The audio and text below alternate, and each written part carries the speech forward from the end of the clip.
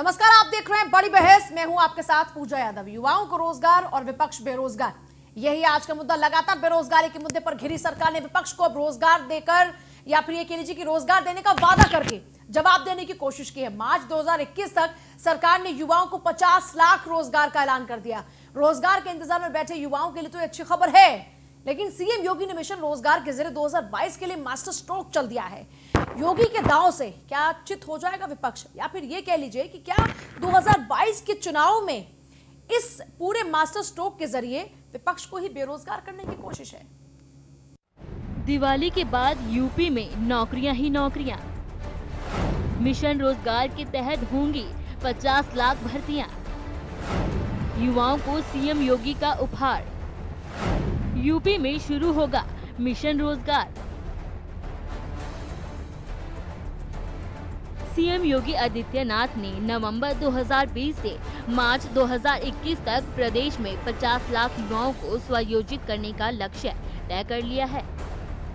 इनमें सरकारी विभागों, परिषद, निगमों में खाली पदों पर नियुक्ति की प्रक्रियाएं तो पूरी हो ही गई हैं। साथ ही सरकारी प्रयासों से निजी क्षेत्र में और स्वरोजगार के नए अवसर भी सृजित किए जाएंगे। आपको बता दें, मुख्यमंत्री के निर्देश में शुरू होने जा रहा यह महाअभियान शासन की सर्वोच्च प्राथमिकता में है। अब हर वित्तीय वर्ष में विभागवार रोजगार सृजन का लक्ष्य तय होगा। चालू वित्तीय वर्ष की समाप्ति तक 50 लाख युवाओं को रोजगार, स्वरोजगार, कौशल प्रशिक्षण के माध्यम से रोजगार के लिए सक्षम बनाया जाएगा। आत्मनिर्भर उत्तर प्रदेश के अंतर्गत प्रदेश के कामगार और श्रमिकों के लिए इस योजना का शुभारंभ के लिए आदरणीय प्रधानमंत्री जी के मार्गदर्शन में कार्य कर रहा है। इसके अंतर्गत 1,25,00,000 से अधिक कामगार और श्रमिकों को रोजगार, उद्योगों में समायोजन। मिशन रोजगार के अंतर्गत प्रत्येक विभाग, संगठन और प्राधिकरण के कार्यालय में रोजगार हेल्प डेस्क बनाया जाएगा। आपको बता दें, हेल्प डेस्क उस विभाग से संबंधित सेवा योजना, कार्यक्रम को लाभ पाने के इच्छुक युवाओं को जानकारी देगा। ऐसे विभाग जिनके रोजगार, स्वरोजगार और कौशल प्रशिक्षण की योजनाएं ऑनलाइन चलाई जा रही हैं, इन रोजगार हेल्प डेस्क के माध्यम से उन्हें ऑनलाइन रजिस्ट्रेशन हेतु प्रेरित किया जाएगा। प्रदेश में अब रोजगार और सेवा योजना का डेटाबेस तैयार होगा। इस संबंध में निदेशालय प्रशिक्षण और रोजगार द्वारा एक ऐप तथा पोर्टल भी विकसित किया जा रहा है। पोर्टल पर हर आधार पर रोजगार से संबंधित डेटा अपडेट होगा। इसके लिए प्रशासकीय विभाग के अंतर्गत समस्त निदेशालय, निगम, बोर्ड, आयोग आदि अपने विभाग के लिए एक नोडल अधिकारी नामित करेंगे। मिशन रोजगार के संपूर्ण कार्यक्रम अभियान का संचालन औद्योगिक विकास आयुक्त द्वारा ही किया जाएगा। मुख्य सचिव की अध्यक्षता में एक उच्च स्तरीय समिति मानसिक रूप से अभियान का अनुश्रवण करेगी। वहीं हर जनपद में जिलाधिकारी की अध्यक्षता में एक समिति होगी जो रोजगार, स्वरोजगार के लिए जनपद स्तर पर कार्य योजना बनाएगी। Bureau report, news 1 India. 2022 में क्या होने जा रहा है, कमोबेश उसकी स्थिति तय हो रही है, दिखाने की कोशिश की जा रही है। लेकिन उत्तर प्रदेश में जब हर दिन राजनीति बदलती है, हर दिन लोगों का मिजाज बदलता है, ऐसे में सरकार का ये मास्टर स्ट्रोक क्या विपक्ष पर बहुत भारी पड़ने जा रहा है, या फिर विपक्ष इसका कोई और तोड़ निकालने जा रहा है? क्या वाकई जो ऐलान किया जा रहा है उसको अमली जामा पहनाया जाएगा, या फिर ये सिर्फ और सिर्फ चुनावी ऐलान बनकर रह जाएगा? ऐसे कई सवाल आपके जहन में भी आ रहे होंगे। लेकिन सवाल यह है कि सरकार ने जो दावा किया है उसके तहत वो काम भी कर रही है, दिखाने की और बताने की और जताने की कोशिश की जा रही है। लेकिन दूसरी तरफ विपक्ष के पास अब मुद्दे क्या रह जाते, क्योंकि पिछले कुछ दिनों में लगातार विपक्षी दलों की ओर से सड़कों पर उतरकर सरकार की घेराबंदी की जा रही थी और लामबंद होकर लगातार सरकार से सवाल ये पूछा जा रहा था कि जिस रोजगार के दावे और वादे के साथ अब सत्ता पर काबिज हुए थे, आखिर वो दावे और वादे अब क्या हवा हवाई हो गए हैं? जो बातें आपकी ओर से रोजगार को लेकर की जा रही थी, जो वादे आपने चुनाव से पहले किए थे, आखिर वो रोजगार लोगों को कब मिलने वाले हैं? अब सरकार ने ये दावा किया है कि हमने 3 लाख से ज्यादा 3.5 साल के इस कार्यकाल में रोजगार देने का कार्य किया है। सरकार ने इससे पहले यह बताने की भी कोशिश की कि कोरोना काल में जहां चारों तरफ इस महामारी के दौरान में बेरोजगारी का आलम पसरा था, उस दौरान में जो लोग उत्तर प्रदेश में वापस लौट रहे थे उनको सबसे ज्यादा काम देने का जो साहस था वो ये सरकार ही दिखा पाई है। लेकिन विपक्ष फिर भी बार बार सवाल पूछता रहा कि आप आंकड़ों की बाजीगरी ना करके अगर आंकड़े सही दें तो ज्यादा बेहतर होगा। और खुद सरकार की ओर से एक सरकारी आंकड़ा जारी करके बताया जाता है कि किस तरीके से पुलिस भर्तियां की जा रही हैं, शिक्षक भर्तियां की जा रही हैं। पिछले कुछ दिनों में आपको याद भी होगा कि लगातार ऑनलाइन माध्यमों से भी लगातार नियुक्ति पत्र तमाम जो अध्यापक हैं जो लगातार अपनी नियुक्तियों का इंतजार कर रहे थे उनको दिए जा रहे थे। यानी चुनाव से पहले सरकार के पास कार्य गिनवाने के लिए बहुत सारे हो चुके हैं, लेकिन अब क्या जो विपक्ष है वो निशस्त्र हो जाएगा? क्या उसके हाथों से एक बहुत बड़ा शस्त्र इसलिए कह रहे हैं क्योंकि ये मुद्दे राजनीतिक लोगों के लिए शस्त्र के तौर पर ही काम करते हैं। बीजेपी ने भी सत्ता पर काबिज होने से पहले इसी बेरोजगारी को अपना शस्त्र बनाया था और सत्ता पर काबिज होने में कामयाब रही। उत्तर प्रदेश, हरियाणा, राजस्थान जैसे ये राज्य जो हैं वहां पर लगातार डिमांड की जाती है सरकारी नौकरियों की। वहां पर लगातार युवाओं की ये उम्मीद रहती है कि उनको सरकारी नौकरी मिल जाए तो जिंदगी जैसे मान लीजिए कि सेटल हो गई। लेकिन सरकार सरकारी नौकरियों के मामले में कितना आगे बढ़ पाई है? चर्चा की शुरुआत खास पैनल के साथ में करते हैं। राघवेंद्र सिंह हमारे साथ में, प्रवक्ता बीजेपी, अंशु अवस्थी प्रवक्ता कांग्रेस हमारे साथ में है, अनिरुद्ध सिंह चंदेल नेता समाजवादी पार्टी और धर्मवीर चौधरी नेता बसपा बहुत जल्द हमारे साथ में होंगे। ब्रजेश मिश्रा वरिष्ठ पत्रकार भी हमारे साथ में। सभी का स्वागत है एक बार जो इस वक्त हमारे साथ में है। बाकी लोगों का जल्द से जुड़ने का हम प्रयास करेंगे। शुरुआत समाजवादी पार्टी के साथ में कर लेते हैं क्योंकि विपक्ष लगातार सरकार को चारों खाने चित्त करने के लिए बेरोजगारी के इस मुद्दे को लेकर खूब प्रदर्शन कर रहा था। अनिरुद्ध जी, कोरोना काल में भी सड़कों पर उतरकर आपने खूब सरकार की घेराबंदी की, लेकिन सरकार ये दावा कर रही है कि हम तो 50 लाख रोजगार दे देंगे, वो भी मार्च तक। देखिए, इनके पास जुमला है, तो जुमला नरेंद्र मोदी जी बोल रहे हैं, जुमला योगी जी बोल रहे हैं। ये 2 करोड़ रोजगार मोदी जी दे रहे थे, अब योगी जी 50 लाख देने का बात कर रहे हैं। तो धरातल पर क्या होगा? 3.5 साल निकल गए हैं। अब उसके बाद में अभी क्या मिला है जनता को, क्या मिला है नौजवानों को, क्या मिला है किसानों को, क्या मिल रहा है?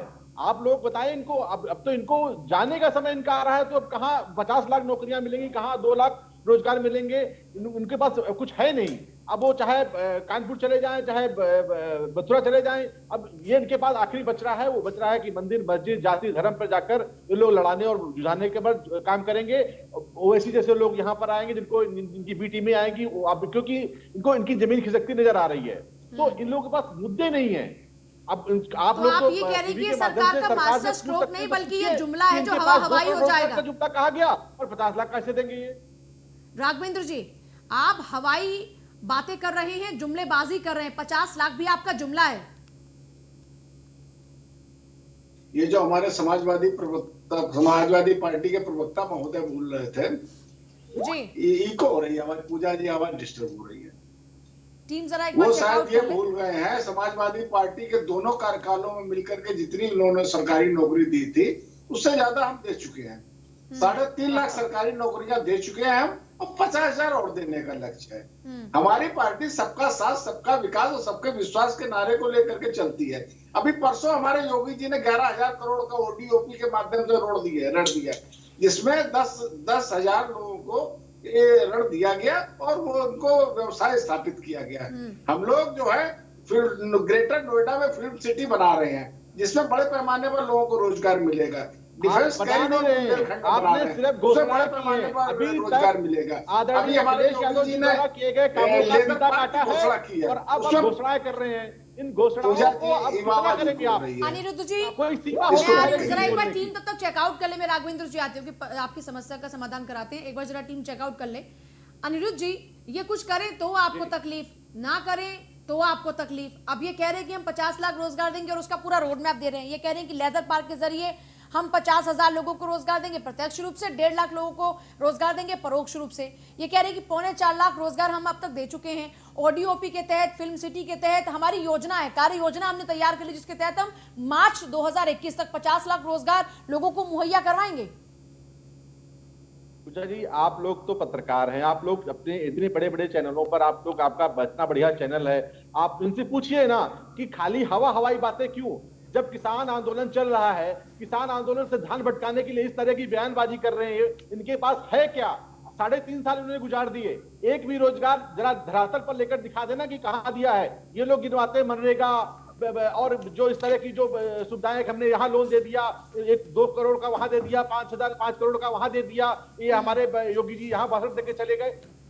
धरातल पर किसके पास मिल रहा? आज बैंकों में जाइए, ये कह रहे हैं हमने ऋण दे रहे हैं बैंकों को, जो एमएसएमई वालों को हम लोन प्रोवाइड करा रहे हैं, वो धंधा पानी चालू करेंगे।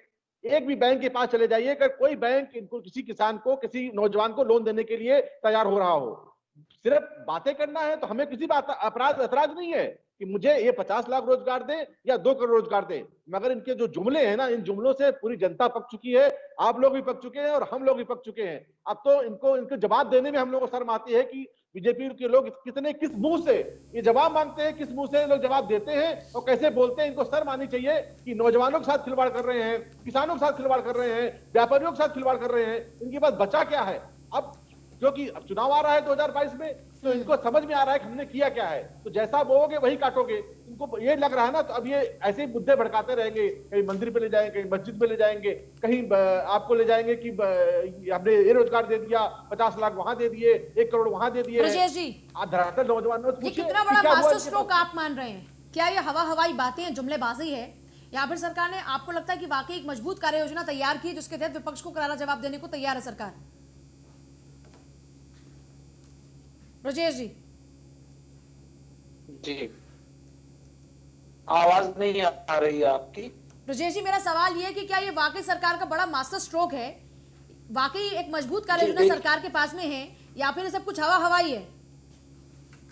देखिए, अभी तो मुझे लगता है सरकार कोविड की चुनौती से लड़ती रही और उसमें बहुत सारे टेढ़े मेढ़े रास्ते आए हैं, और मैं समझता हूं कि अभी चुनाव का वर्ष है, तो अभी सरकार के वादों पे बहुत भरोसा नहीं किया जा सकता है। हाँ, ये जरूर है कि अब विपक्ष के पास एक अवसर है बात को कहने का। मैं समझता हूं कि सरकार को जो है अब इस समय में परफॉर्म करना, खास करके अभी मात्र 12 महीने बाद जो है कोड ऑफ कंडक्ट लग जाएगा, तो मैं समझता हूं कि अभी सरकार को लंबा रास्ता तय करना है, और ये सिर्फ वादे करने से काम नहीं चलेगा। धरातल पर सिर्फ एक चीज दिखाई पड़ रही है, शायद जनवरी में जो एक्सप्रेसवे है वो लखनऊ से जो पूर्वांचल वाली है उसके चालू होने की एक संभावना बन रही है। इसके अलावा गंगा एक्सप्रेसवे है, अभी उसकी भूमि अधिग्रहण का कार्य चल रहा है। तो मैं समझता हूं सरकार को अभी जनता के बीच में जाना है, और इस 12 महीने वो कितना कर पाएगी तो समय ही बताएगा। धर्मवीर चौधरी हमारे साथ में बसपा से हैं, माफ कीजिएगा। धर्मवीर जी, बहुत दिनों बाद आप आए हैं स्टूडियो में, बहुत बहुत स्वागत है आपका भी। मुद्दा बहुत ही गर्म है आज। बात जिस बेरोजगारी की आप किया करते थे, उस बेरोजगारी पर सवाल जो सरकार है वो जवाब दे रही है आपके सवाल का कि हम 50 लाख रोजगार देंगे, और ये जो पूरी हमारी कार्य योजना तैयार है और मार्च तक निपटा देंगे सारा काम। पूजा जी, योगी आदित्यनाथ जी और बीजेपी का जो घोषणा पत्र है, उसका एक पॉइंट, एक बिंदु अगर इन्होंने पिछले 3 साल, 3.5 साल, 4 साल में पूरा किया हो तो आप मुझे बताइए।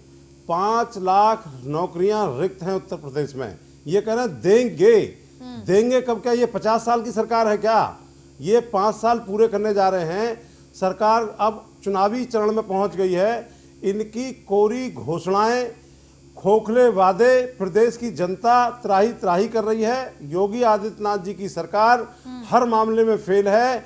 एक भी इन्होंने कोई एक मुद्दा जो पूरा किया हो, कहीं इन्होंने कोई 1 किलोमीटर की गंगा जी साफ की हो, कोई 1 किलोमीटर की सड़क बनाई हो, कोई बुलेट ट्रेन 1 किलोमीटर चली हो, कोई स्मार्ट सिटी की एक ईंट कहीं रखी हो, तो आप मुझे बता दीजिए। इनके पास में झूठी घोषणा करने के अलावा कोई काम नहीं है। ये सिर्फ हिंदू मुस्लिम के ऊपर चुनाव जीतना चाहते हैं, और ये आपस में भाईचारे को समाज के खत्म करके। अगर हिंदू मुस्लिम पे चुनाव लड़ना होता तो फिर ये रोजगार बेरोजगार की बात क्यों कर रहे होते? कौन? बीजेपी सरकार क्यों कर रही है फिर ये सारी बातें? ये तो झूठी पार्टी है, इसीलिए कर रही है। क्योंकि जब आप बीजेपी, इनको तो पता है कि मंदिर बीजेपी झूठी पार्टी है, बीजेपी झूठी पार्टी है। महा झूठ बोलने का ये काम करते हैं, ये पब्लिक को ठगने का काम करते हैं, ये ठग विद्या से चुनाव जीतते हैं। इनके पास में कोई योजना नहीं है, ना विकास की है। आज प्रदेश में किसान किस हालत में जी रहे हैं पूरा देश देख रहा है।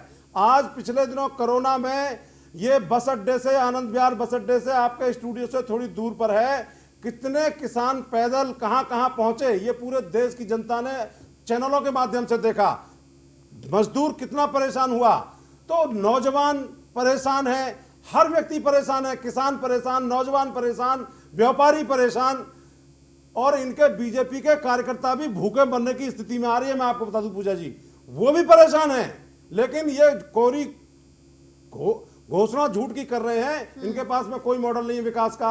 योगी आदित्यनाथ जी के यहाँ कोई प्रतिनिधि बैठे हो तो बताएं कि इन्होंने 1 किलोमीटर गंगा जी साफ किया क्या? कोई एक काम बताएं जो उन्होंने घोषणा में किया था, अपने घोषणा पत्र में वादा किया था। एक भी मुद्दा बताएंगे कि इन्होंने ये काम पूरा किया है। 30,000 करोड़ रुपया किसानों का बकाया है। टीम फटाफट से उनको जोड़े हमारे साथ में, क्योंकि बहुत जरूरी हो चुका है उनका इस वक्त डिबेट में जुड़ना। डॉली शर्मा कांग्रेस हमारे से जुड़ गए। डॉली जी, पिछले कुछ दिनों में बहुत ज्यादा आक्रामकता के साथ में बेरोजगारी को मुद्दा आपने भी खूब बनाया था समाजवादी पार्टी के साथ साथ, और कांग्रेस भी लगातार बवाल करके सवाल पूछ रही थी कि साहब रोजगार कब देंगे, सरकार के लिए रोजगार देंगे और 50 लाख देंगे और मार्च तक देंगे, नए साल में बम्पर नौकरियों की बात कर रही है सरकार। पूजा जी, बात करने में और धरातल में किसी योजना को लाने में बड़ा फर्क होता है। आप ये देखिए कि आज 46 साल में सबसे ज्यादा बेरोजगारी से हिंदुस्तान जूझ रहा है, तो ये भी इन्हीं की सरकार में हो रहा है। इनकी सरकार में घोषणाएं रोज बहुत होती हैं। पहले मैंने आप ही के चैनल में एक बार डिबेट किया था मिशन शक्ति के बारे में जी। लेकिन मिशन शक्ति धरातल पर कितना आया?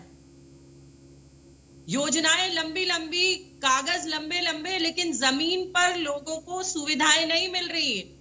जमीन पर आप देखेंगे तो बेरोजगार युवा धक्के खा रहा है भारतीय जनता पार्टी की सरकार में।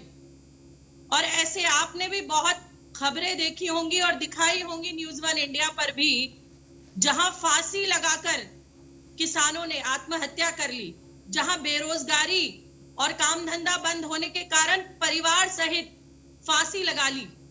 बनारस का किस्सा है। ऐसे बहुत सारे रोज किस्से आते हैं जहां आदमी आत्महत्या करके मर रहा है क्योंकि उन्हें परिवार का पालन पोषण, भरण पोषण नहीं कर पा रहा है। तो अगर ये इतना काम कर रहे हैं तो लोग ऐसे परेशान क्यों हैं? आत्महत्या करने की नौबत क्यों आ रही है? राघवेंद्र जी, आप तो रोजगार की बात कर रहे हैं, बड़ी बड़ी बातें कर रहे हैं, लेदर पार्क बनाएंगे, 50,000 रोजगार प्रत्यक्ष तौर पर, और उसके बाद में अप्रत्यक्ष रूप से 1.5 लाख रोजगार देंगे, 50 लाख का आप दावा कर रहे हैं। ये तो कह रहे हैं आप पूरी जुमलेबाजी कर रहे हैं। बसपा के प्रवक्ता भी यही बात कर रहे हैं, कांग्रेस के प्रवक्ता भी यही बात कर रहे हैं, सबसे ज्यादा बेरोजगारी दर आप लेकर आए हैं। कौन सा रोड मैप है आपके पास? हवाई बातें करना बंद कीजिए। पूजा जी, रोड मैप तो देख रहे हैं। मैं कह रहा हूँ गूगल पे जाइए और देखिए 3 लाख सरकारी नौकरी हम दे चुके हैं कि नहीं दे चुके हैं। मैं और विषय पे नहीं करना गूगल चाहता। मोदी को क्या कहता है? दुनिया का सबसे वोट भी आप गूगल से ले लीजिएगा राघवेंद्र जी। ये गूगल की बात करते हैं, ये भी गूगल पे चलने लगे हैं। राघवेंद्र जी, गूगल पर चलते हैं क्या आप? हाँ, ये गूगल पे चल रहे हैं। नरेंद्र मोदी जी के जितनी टीम है ना, सब गूगल पे चल रही है, क्योंकि गूगल सबसे ज्यादा नरेंद्र मोदी सबसे झूठा आदि व्यक्ति करार दिया है। देखिए, ये तो एनसीआरबी का डेटा है। एनसीआरबी का डेटा बताता है कि 46 साल में सबसे ज्यादा बेरोजगारी हिंदुस्तान में है। नोएडा में इन्होंने फिल्म सिटी की घोषणा की थी, क्या ढेलावर काम डॉली किया जी, था? गूगल ये भी बताता है कि कितने कांग्रेस की सरकार जब गई थी 2014 में, सबसे बड़ा मुद्दा उस दौरान भी बेरोजगारी बना हुआ था, और उसी बेरोजगारी के नाम पर वोट बटोरे थे बीजेपी ने जब आपको सत्ता से बेदखल किया था। ये भी सच्चाई है। चाहे डिफेंस कॉरिडोर, ये भी सच्चाई है कि भारत की मैंने जो आपसे सवाल पूछा, क्या ये झूठा सवाल है? डॉली जी, क्या ये झूठा सवाल है कि जब आप सत्ता से बेदखल हुए तो उस वक्त सबसे बड़ा मुद्दा बेरोजगारी बना हुआ था, और उसी बेरोजगारी के नाम पर कपड़े उतार उतार के प्रदर्शन कर रही थी बीजेपी, और बार बार कह रही थी कि रोजगार हम देंगे? क्या ये झूठ है? पूजा जी, बीजेपी झूठ की राजनीति करती है। मैं आपसे पूछ रही हूँ, क्या आपकी सरकार बेरोजगारी के नाम पर सत्ता से बाहर हुई थी कि नहीं? अगर आपकी जानकारी हो पूजा जी, तो जिस समय पूरा विश्व आर्थिक मंदी से जूझ रहा था, ओबामा को हिंदुस्तान आना पड़ा। बहुत अच्छी जानकारी है इस बात की, जब विश्व आर्थिक मंदी से जूझ रहा था तो भारत बेहतर स्थिति में था। और क्या उदाहरण? मैंने कांग्रेस की सरकार के घोड़े की तरह भाग रही ऐसा थी। कोई दिन नहीं जाता था जिस दिन घोटाले नहीं होते थे।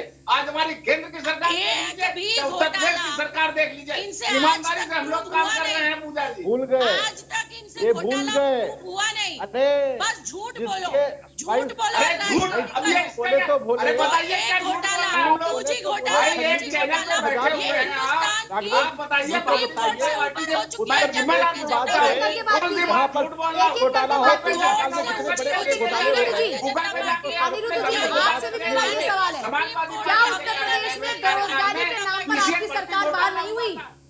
आप बार बार विकास विकास चीखते रहे, लेकिन फिर भी आपकी सरकार सत्ता से बाहर हो गई, क्यों? मैडम, अगर ये बेरोजगारी के नाम पर झूठ बोल रहे हैं तो पिछली सरकारें भी फिर इसका मतलब बेरोजगारी की सिर्फ बात करती 6 रही। साल से तो ये सत्ता में है, 6 साल से ये सत्ता में है, 7 साल पूरे होने वाले हैं। कब तक कांग्रेस को दोष देंगे? अपना रिपोर्ट कार्ड कब अरे दिखाएंगे? कहाँ भैया, अपने बारे में कब 5 बात साल करेंगे? पूरे होने जा रहे हैं।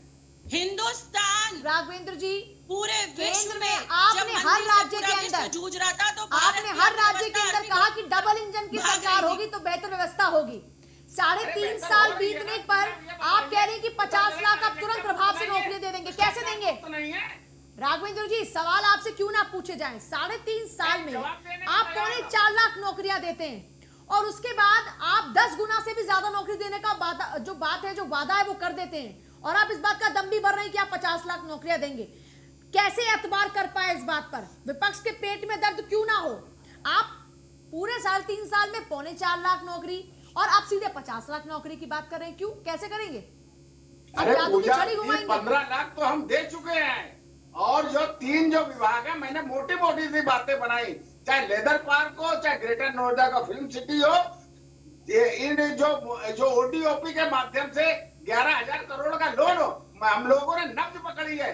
प्रत्येक जिले में एक उत्पाद ऐसा होता है जो बेहतर स्थिति में होता है, चाहे कन्नौज का इत्र उद्योग हो, आगरा का जूता उद्योग हो, कानपुर का चमड़ा उद्योग हो। इस तरीके से हर राज्य में एक ऐसी व्यवस्था होती है जिसमें रोजगार देने की गुंजाइश होती है। भारतीय जनता पार्टी ने उस रोजगार में लोन दे रहे हैं, हम लोग ऋण दे रहे हैं, बड़े पैमाने पर रोजगारों को सृजित कर रहे हैं, और ईमानदारी से मैंने 3.5 लाख नौकरियां दे चुके हैं, सरकारी नौकरी। जो मैंने किया हुआ है उसके बारे में अप्रिशिएट तो करना कोई नहीं। समाजवादी पार्टी, बहुजन समाज पार्टी और कांग्रेस जैसे सरकारी पद आज भी रिक्त, इन्होंने देश और प्रदेश की जनता को आज छला भी है, सरकारी इसके अलावा पद कोई रिक्त ऐसा है। काम नहीं किया है। मुझे याद है इससे बताता पहले हूँ वाली पूजा जी, समाजवादी इनको पार्टी इनका ये सरकार हाल है, में ये लगातार जो आकर कहते हैं ना भ्रष्टाचार कि में मैंने डूबी थी। 15 लाख कांग्रेस की नौकरियां सरकार में तो दी आधी हैं। कांग्रेस पार्टी जमानत पर घूम रही है, एक-एक बहुजन करके। समाज पार्टी सिर्फ हाथी बनाने का काम किया है। भारतीय जनता पार्टी ईमानदारी से समाज का काम कर रही है, बहुत समाज के हित को ईमानदारी। लेकर के चल रही है। व्यापक अभी उपचुनाव घोटाला। हुआ था, ईमानदारी इसमें 7 सीटों पर शिक्षा चुनाव में हुआ था। घोटाला। भारतीय जनता पार्टी ने 40 बहुत सीटों पर ईमानदारी की सीटें सरकार जीती चल रही है भारतीय उसमें जनता पार्टी की समाजवादी पार्टी सरकार। कहाँ खड़ी है? बहुजन समाज पार्टी कहाँ खड़ी है? जवाब दे कांग्रेस दीजिए, शिक्षक कहाँ भर्ती राघवेंद्र जी, आगे आने आप वाले आराम से बात कीजिए, 2022 के पानी चुनाव पीजिए, में थोड़ा सा ठहर भारतीय जाइए। जनता पार्टी ईमानदारी से अनिरुद्ध जी, चुनाव जवाब जीतने वाली दीजिएगा। है। आप इतनी बड़ी बड़ी नहीं, बातें कर रहे हैं, पूजा- ये तो इतने सारी बता रहे हैं, अपनी गिनवा रहे हैं योजना। जवाब क्या है इस बात नहीं, का? नहीं, या फिर पूजा कुछ जी, नहीं है, इसलिए नहीं, आप जवाब- उन्हीं जवाब- जैसे ये घेरते थे, आपने उनको इन वैसे लोगों घेरने के का पास तरीका कुछ अपना नहीं लिया। है पूजा जी, ये लोग जवाब सिर्फ इनका ये है उल्टी-सीधी कि बातें ये कहते करते हैं हैं, ईमानदारी की बात तथ्यात्मक करते हैं, आरोप कभी कहते लगाइए। 15 लाख मैं रोजगार भारतीय दे जनता दिए, पार्टी का ये अधिकृत जरूर दे प्रवक्ता दिए हूं। होंगे। आप ये आप भूल गई तथ्यात्मक शायद, आरोप लगाइए, नरेंद्र हवाई मोदी बातों वही से है काम जो नहीं पकौड़ा चलेगा। तलने वालों को कहते थे कि पकौड़ा तलो रोजगार पाओ। हवाई बातों ये से काम नहीं रोजगार दिया चलेगा। इन्होंने आप नौजवानों को। तथ्यात्मक आरोप अरे बात लगाइए। करते हैं भ्रष्टाचार की, वैसे क्या इनसे राघवेंद्र पूछा जी, जाए कि पकौड़े वालों को भी आप आपदा रोजगार की में- बात करते हैं तो वो भी रोजगार में काउंट करते हैं क्या? कि पकौड़े की अगर रेडी खुलवा दी तो वो भी आप और रोजगार दे रहे हैं? तो आपदा में जो अवसर ढूंढा है ना इन्होंने, ये भ्रष्टाचार की बात कर रहे थे। अरे कोरोना काल में जिन्होंने ऐसे पीसी घोटाला हो, मास्क घोटाला हो, थर्मामीटर घोटाला हो, इतने घोटाला सबके पास है कोई कार्य सरकार जाने योजना? दीजिए, जब इनकी पोल खोलेगी सबके तब जेल पास जाएंगे कार्य ये लोग। योजना है? आप एक जिम्मेदार चैनल पे बैठे हैं, क्या भारतीय जनता पार्टी अनिरुद्ध जी, लगभग 15 लाख आपके पास कोई रोजगार कार्य दे योजना चुकी है? आपके 4 ऊपर तो लाख खुद के आरोप ऊपर लगते थे सरकारी कि सिर्फ नौकरी एक नहीं जाति दे के चुकी। लोगों को आप नौकरी देते पूजा जी, रहे। आप पूछ रहे हैं हमसे कार्य योजना की, जिसका काम पूरे प्रदेश में बोल रहा हो उसकी कार्य योजना पूछे नहीं आप? बताइए कौन सा ऐसा जिला है जहाँ पे कार्य योजना किया आपसे हो? सवाल पूछ ही नहीं है। आगे आने वाले आपसे ज्यादा कड़े और कड़वे सवाल उनसे ही पूछे जा रहे हैं अनिरुद्ध जी, लेकिन आपसे भी तो सवाल है, क्या आपके मैं ऊपर जवाब एक दे जाति रहा हूं, विशेष को जवाब दे रहा हूं, मैं नौकरी तो देने कह के रहा हूं, आरोप नहीं लगते रहे? आप मुझसे सवाल क्यों पूछिए, धर्मवीर मैं जवाब चौधरी जी, दूंगा। आप देखिए सरकार से सवाल तो- पूछे ही जाएंगे, लेकिन आप जो बिल्कुल दावे पूछें। देखिए, आप क्योंकि दावा कर रहे हैं कि अगली सरकार आपकी होगी, तो जाहिर सी बात है कुछ कार्य योजना तो आपके पास भी होगी ना, कुछ तो गलतियों से सीखता है आदमी। तो कोई ना 5 बिल्कुल साल सीखता है। विपक्ष में बैठकर कुछ तो बिल्कुल, रोड मैप बिल्कुल। तैयार किया होगा ना आपने, कहां से देंगे सरकारी नौकरियां? भाई मैं बताता हूँ आपको, आज शिक्षक 3.5 साल हो गए, शिक्षकों की भर्ती नहीं हो पाई इनके पास। पुलिस वालों की जो भर्ती उसको रद्द किया इन्होंने, नर्स का स्टाफ था उनका खत्म किया, आंगनबाड़ी नौकरियां इन्होंने खत्म किया है। 2 नौकरियां आदरणीय अखिलेश यादव जी लेकर गए थे, उनकी छीनने का काम इन्होंने किया है। और हमारे पास रोड मैप की बहुत सारी रोड मैप तैयार है, पहले भी किया था। धर्मवीर चौधरी जी, ये लेदर पार्क की बात कर रहे हैं, ये फिल्म सिटी की बात कर रहे हैं, ये कह रहे हैं कि साहब हम सरकारी नौकरियां भी देंगे। ये अपना पूरा एक्शन प्लान बता रहे हैं। एक्शन प्लान में कुछ दम लगता है क्या? और अगर इनके एक्शन प्लान में दम है तो फिर विपक्ष के रोजगार का क्या होगा? पूजा जी, जिस तरीके से इन्होंने स्मार्ट सिटी उत्तर प्रदेश में बनाए हैं, उसी तरीके से ये फिल्म सिटी बनाए हैं, उसी तरीके से लेदर सिटी बना रहे हैं। कहीं कोई ईंट एक लगी हो तो आप मुझे बता दीजिए। और मैं पूजा जी पूरी जिम्मेदारी के साथ आपको बताना चाहता हूँ, 2017-18 में जो पुलिस की भर्ती हो चुकी थी, आधी प्रक्रिया जिसकी पूरी हो चुकी थी, ट्रेनिंग कर चुके थे कुछ लोग, इन्होंने भ्रष्टाचार के कारण उस भर्ती में घपला घोटाला किया बीजेपी की सरकार ने, और कुछ उसके अभ्यर्थी जो है वो हाई कोर्ट चले गए और हाई कोर्ट में उस पूरी भर्ती प्रक्रिया को निरस्त कर दिया। तो जो बच्चे दरोगा में भर्ती हो गए थे, ट्रेनिंग जिन्होंने पाली थी, उनकी भी पूरी की पूरी भर्ती प्रक्रिया निरस्त हुई। तो ये भ्रष्टाचार को बढ़ावा देने वाले लोग हैं। ये लोग जो है रिकॉर्ड बनाते हैं बेटियों की इस्मत लूटने में, इज्जत लुटवाने में। ये बीजेपी का चाल चरित्र चेहरा है। इनका जो सांसद है वो विधायक को जूतों से पीटता है कलेक्ट्रेट के अंदर, ये इसमें रिकॉर्ड बनाते हैं। बेटियों की इज्जत कितनी सुरक्षित है, एनसीआरबी के आंकड़े बता रहे हैं। ये एक रिकॉर्ड है उत्तर प्रदेश में। बेरोजगारी में उत्तर प्रदेश भारत में नंबर 1 है, ये एक रिकॉर्ड है उत्तर प्रदेश के अंदर। तो ये विकास का कोई मॉडल प्रस्तुत नहीं कर पा रहे हैं। और लेदर सिटी टाए फिस हो जाएगी, मैं आपको बता रहा हूं, क्योंकि योगी आदित्यनाथ जी 3.5 साल से क्या कर रहे थे। अगर इनके पास में कोई विकास का मॉडल होता तो ये जरूर उसमें आगे बढ़ के दिखाते और ये कहते कि हमने जो है ये विकास का मॉडल प्रस्तुत किया है। ये कोरी घोषणाएं करने में व्यस्त है, इनका कोई उद्देश्य नहीं है। जनता त्राही कर रही है और बाबा जी घंटी बजा रहे हैं, कभी राम मंदिर में बजा रहे हैं, कभी गोरखनाथ मंदिर में बचा रहे हैं।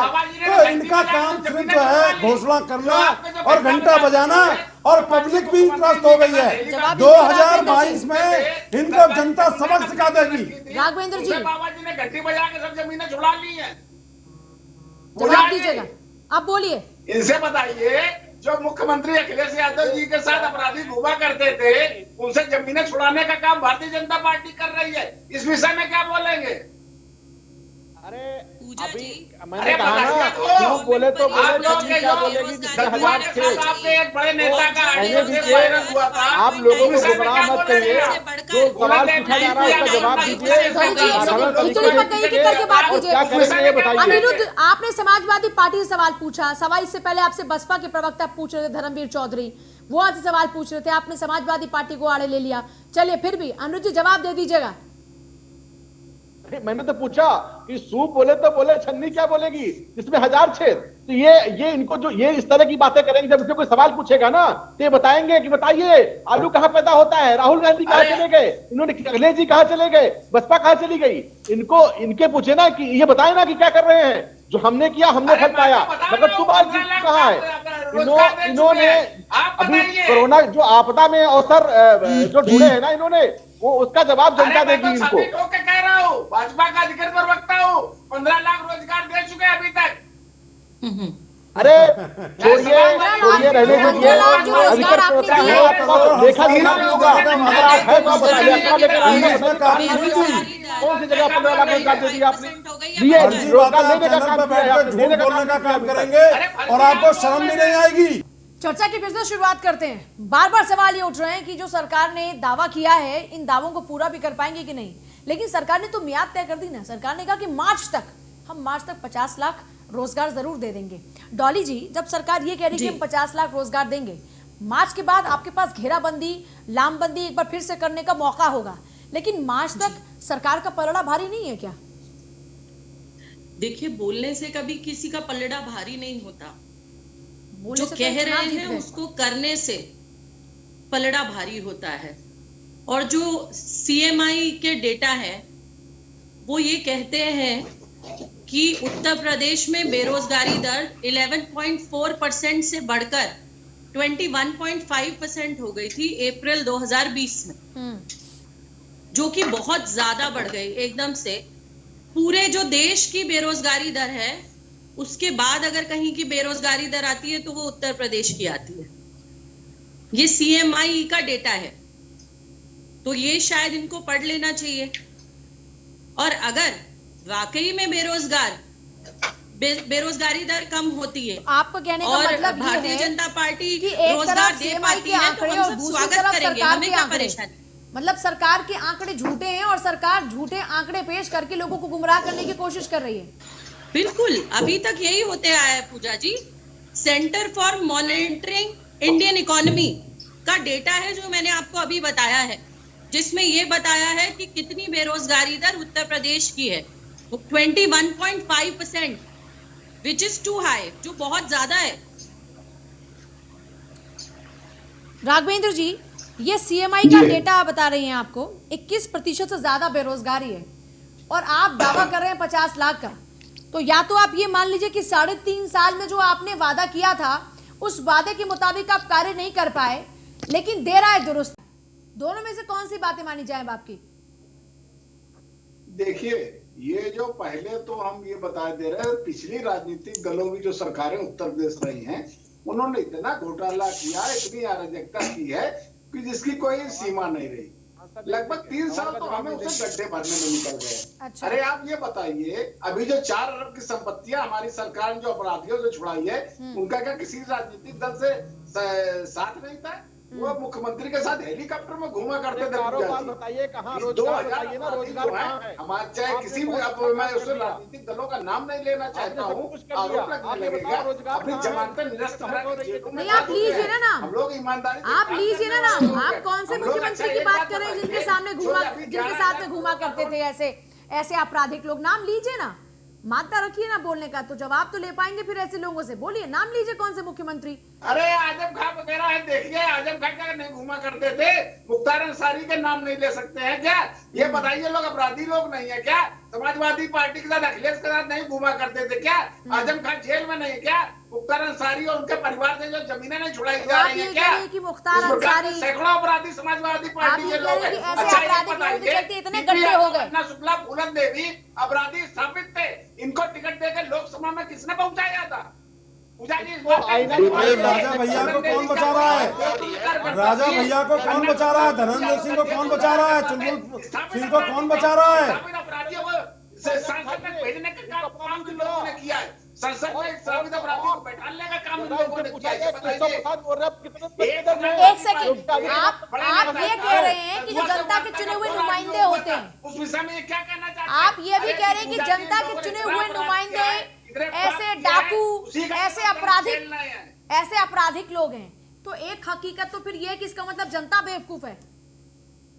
ये जो पहुंचा रहे हैं वो तो पहुंचा राज्यसभा के माध्यम से, लेकिन जिनको जनता चुनकर आ रही है, इसका मतलब ये हुआ कि जनता बेवकूफ है। फिर तो राघवेंद्र जी, फिर तो इसका मतलब ये हुआ कि जनता को बेवकूफ बनाया जा सकता है, और कभी आप बना रहे हैं, कभी ये बना रहे हैं, कभी कोई बना रहा है। ये बताइए, सबसे ज्यादा अपराधी भारतीय जनता पार्टी के हैं जो आज के संसद में बैठे हैं। अरे मैं जो प्रश्न पूछ रहा हूँ उसका जवाब दिया करिए। आप ये बताइए, क्या ये जो आजम खान और ये मुख्तार अंसारी, इसका जवाब तो समाजवादी पार्टी देगी, इसका जवाब धर्मवीर जी भी देना चाह रहे हैं। चलिए धर्मवीर जी से इसका जवाब दीजिए। धर्मवीर जी, अनिरुद्ध जी, फिर मैं आपके पास से जवाब तो ये आपसे बनता, लेकिन धर्मवीर जी बहुत देर से कुछ कहना चाह रहे हैं। धर्मवीर जी, पूजा जी, 35% से ज्यादा सांसदों के ऊपर संगीन आपराधिक मुकदमे दर्ज है बीजेपी के, और ये आज उत्तर प्रदेश में जाति और धर्म को देख करके कार्रवाई करते हैं योगी आदित्यनाथ जी। मैं बता दूं कि राजपूत बिरादरी के कम से कम 2 दर्जन माफिया खुलेआम घूम रहे हैं, उनके ऊपर कोई कार्रवाई नहीं, चाहे वो राजा भैया हो, चाहे वो धनंजय सिंह हो, चाहे वो चुलबुल सिंह हो, और चाहे वो ब्रजभूषण शरण सिंह हो। ये सारे अपराधी संगठित अपराध का गिरोह चलाते हैं। योगी आदित्यनाथ जी की हिम्मत नहीं है कि इनके ऊपर कोई कार्रवाई कर सकें। ये कौन से जो है अपराधियों की बात कर रहे हैं? चुने हुए सांसद विधायकों के ऊपर ये एक द्वेष की भावना से कार्रवाई कर रहे हैं। ये इनका मंसूबा है। और बात करेंगे यहाँ पर ये प्रवचन देने की, कहाँ गए बीजेपी के ये राघवेंद्र जी, प्रवक्ता? राघवेंद्र जी जवाब दीजिएगा इस बात का। अराजकता का आरोप लग नहीं सकता है। इसी प्रकार के नकल आरोप ये लोग लगाते हैं। सच्चाई है ये राघवेंद्र सिंह जी, ये सच्चाई है। आपके मुख्यमंत्री के ऊपर स्वयं संगीन आपराधिक मुकदमे दर्ज है। आपके डिप्टी सीएम मौर्य जी के ऊपर स्वयं संगीन आपराधिक मुकदमे दर्ज है। लोकतंत्र में जनता लगाने का अभी उपचुनाव हुए हैं, उसमें आपको दर्पण दिखाया धर्मेंद्र जी, आपके भी एक सांसद उम्मीदवार पर बड़े गंभीर आरोप थे रेप जैसे 2020 के चुनाव में।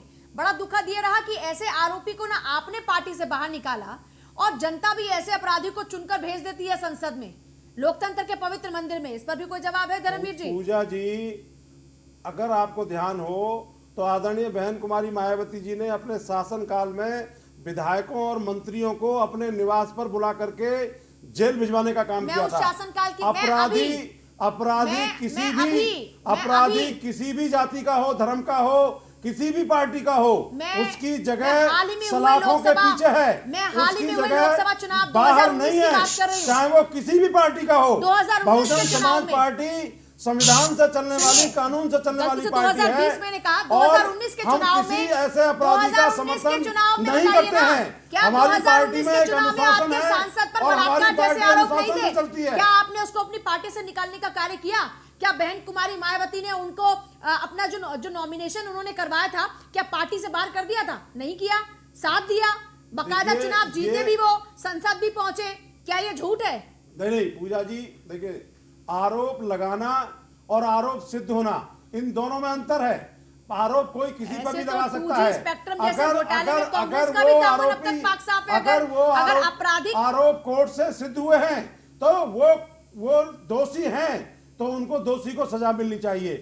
लेकिन अगर कोई आरोप आज उत्तर प्रदेश में बीजेपी की सरकार में कुलदीप सेंगर जैसे अपराधी आरोप सिद्ध होने के बाद भी बचे हुए हैं। आप पहले अपनी पार्टी की बात कीजिए, वैसे तो ये आज का मुद्दा है नहीं। स्वामी जैसे लोग अपराधी होने के बाद भी बचे हुए हैं, तो ये दोहरा चाल चरित्र। चले, बसपा के पास में कोई कार्य योजना है क्या? बीजेपी का चाल बसपा सत्ता में आने का ख्वाब देख रही है, तो कोई कार्य योजना है क्या रोजगार के लिए?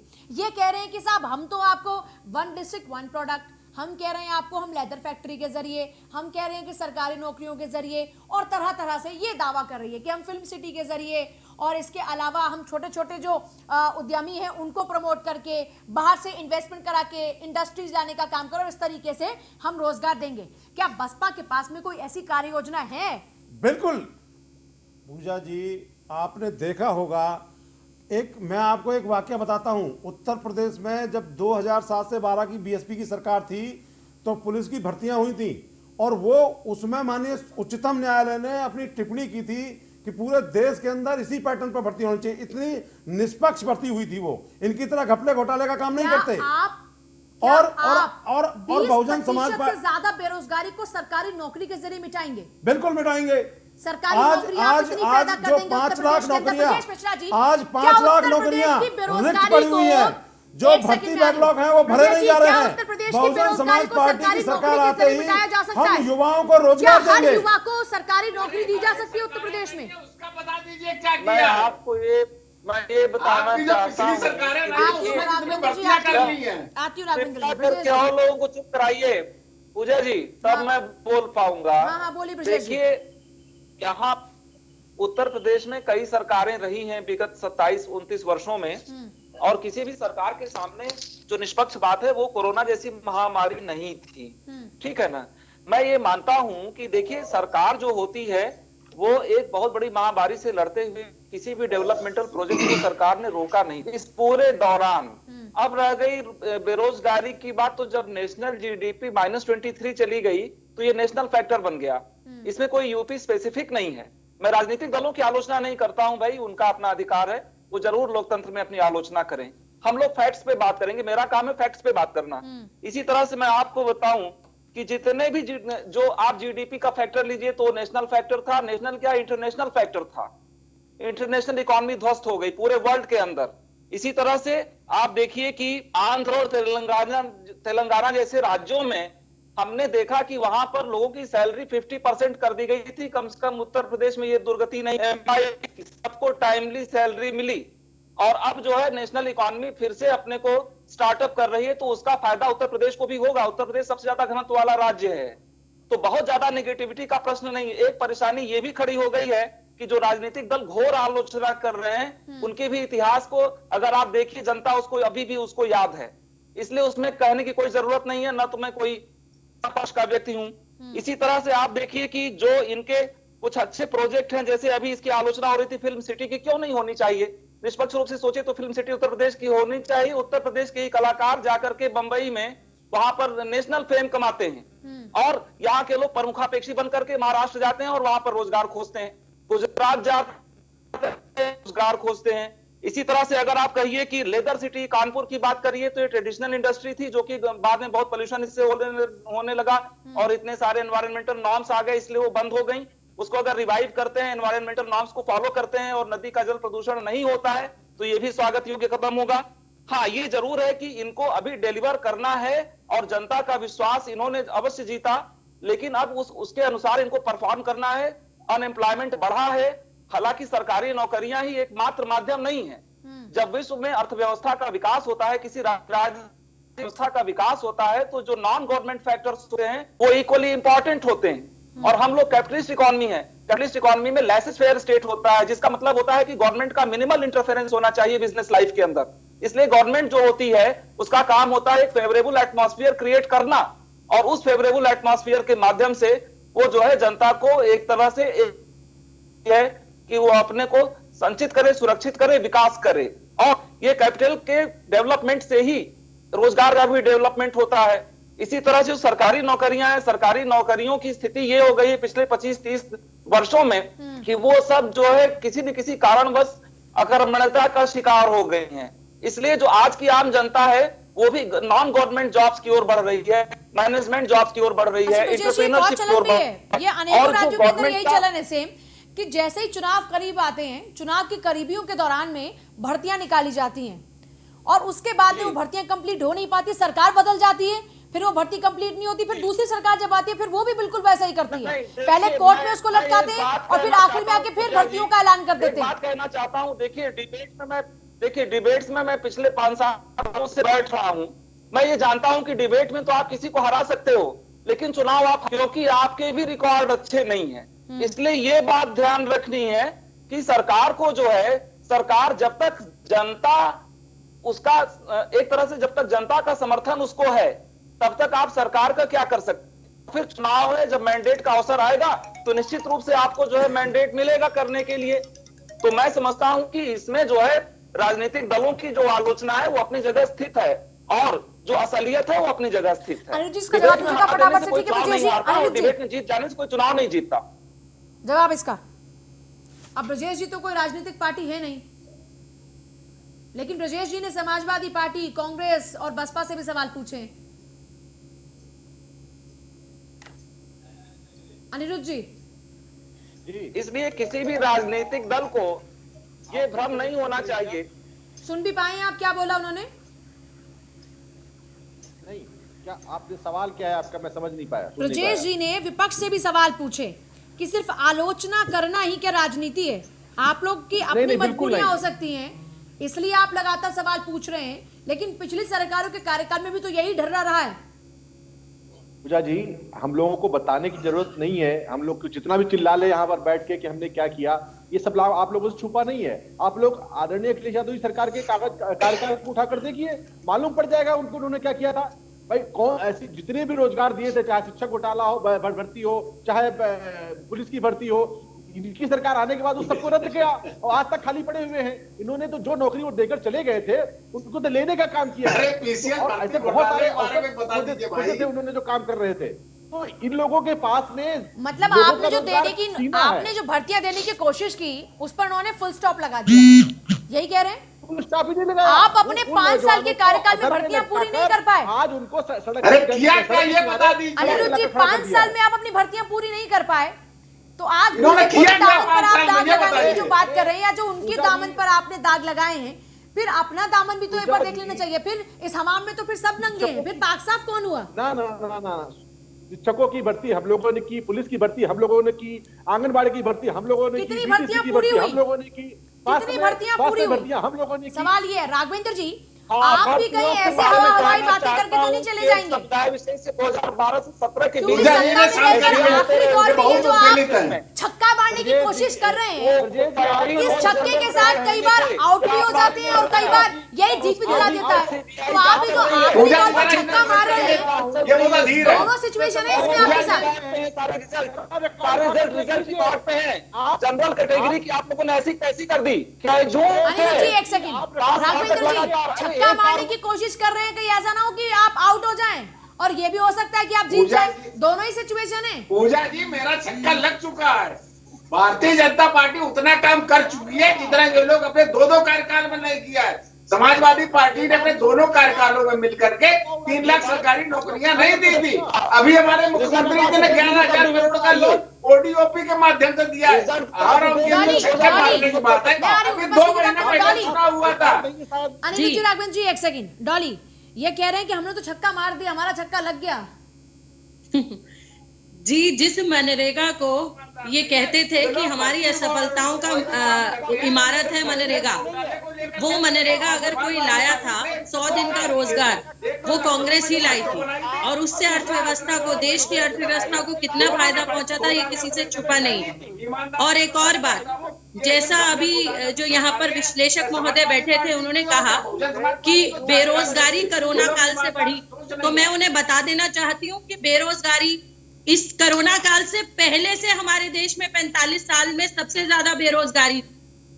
जब बेरोजगारी के मुद्दे उठाए गए तो संसद में गृह मंत्री महोदय जी ने पकौड़ा बेचने की बात कही। पूजा जी, पकौड़ा बेचने वाला भी नहीं चाहेगा कि उसका बच्चा पकौड़ा बेचे। लोग लोन लेकर भी अपने बच्चों को पढ़ाते हैं ताकि उनका बच्चा उन परेशानियों को ना झेले जो उन्होंने अपने जीवन में झेली। अच्छा वैसे ये कौन सी बातें कर रहे हैं? देखिए वैसे तो देखिए रोजगार तो रोजगार है, पकौड़े बेचने में भी क्या अपराध है? वैसे आपको मैं देखिए एक बात सरकार ने कहना जो कहा वो चाहूंगी, तो एक देखिए वो बच्चा तो इंजीनियरिंग गलत कर रहा है, कि आप बात MBA करें कर रहा सरकारी है, नौकरी की और बेहतर रोजगारी की और आप एक पकौड़े बच्चा बेचने की बात टीचर करें, लेकिन ट्रेनिंग पकौड़े कर रहा बेचना कोई है। अपराध तो नहीं, पकौड़े बेचने वाले का भी अपना एक आत्मसम्मान देखिए है। बहुत, मैंने आपसे क्या कहा, मैं आती हूँ बस क्योंकि वक्त ज्यादा नहीं है, मेरे पास क्योंकि वक्त ज्यादा नहीं है। धर्मवीर जी ये तो छक्का लगा चुके हैं, कैच पकड़ने के लिए आपके यहाँ से कौन फील्डिंग कर रहा है? वैसे पूजा जी 2017 में जनता की आंखों में धूल झोंक करके ये सरकार बनाई थी इन्होंने, और अच्छे दिन का वादा किया था बीजेपी के लोगों ने। अच्छे दिन जनता के नहीं आए। कैच कौन करेगा? बीजेपी के लोग जी करेंगे क्या कैच? क्योंकि आपके यहाँ तो जो पार्टी है, जो पार्टी पॉलिटिक्स चल रही है वो सोशल मीडिया पर चल रही है। आज स्थिति यह है कि प्रदेश की जनता त्राही त्राही कर रही है और 2022 में इनको इनकी जमीनी हकीकत पता चलेगी। और उत्तर प्रदेश में जो आप कैच पकड़ने की बात कर रही हैं, बहुजन समाज पार्टी स्पष्ट बहुमत की सरकार बनाएगी और बहन कुमारी मायावती जी 5वीं बार उत्तर प्रदेश की गूगल पे बनाएंगी क्या सीएम बनेंगी? क्योंकि आजकल आपकी पॉलिटिक्स भी तो सोशल मीडिया पर चल रही है। हमारी पार्टी सोशल मीडिया पर ही रोजगार देंगे आप। कार्य हमेशा ग्रास रूट पर चलता है। मैंने कार्य योजना पूछी तो कोई कार्य योजना आपके पास नहीं थी। रूबरू होते हैं, इनकी तरह हम फेसबुक और ट्विटर। चलिए सभी का बहुत शुक्रिया। देखिए आजकल जनता बहुत जागरूक है और अब उसको बेवकूफ नहीं बनाया जा सकता, चाहे कोई किसी भी तरह की बात कर ले, लेकिन हम फिर भी अपील करेंगे कि बातों पे ना जाकर इस बार अपनी समझ के साथ में जरूर काम लीजिएगा, अच्छी सरकार चुन पाएंगे। नमस्कार।